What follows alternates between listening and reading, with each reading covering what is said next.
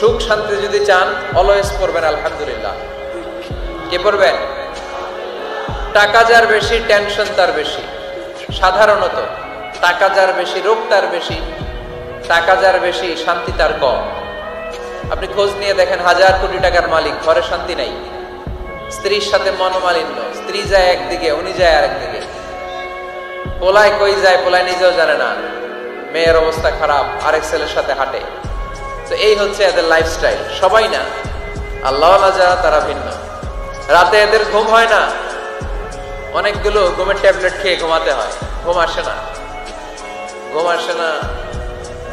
কিন্তু রিক্সাওয়ালা, কুলিওয়ালা, দিনমজুর, এদের রোগ বালাই আছে?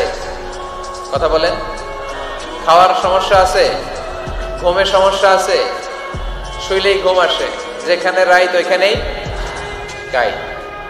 ঘুমাইতে দেরি, নাক ডাকতে দেরি হয় না, ওর নাকের ডাকের আওয়াজে ট্রাকের ইঞ্জিন ওঠে। শান্তির ঘুম। এই জন্য সবসময় শান্তি খুঁজতে হবে। কি খুঁজবো? শান্তি দেওয়ার মালিক কে?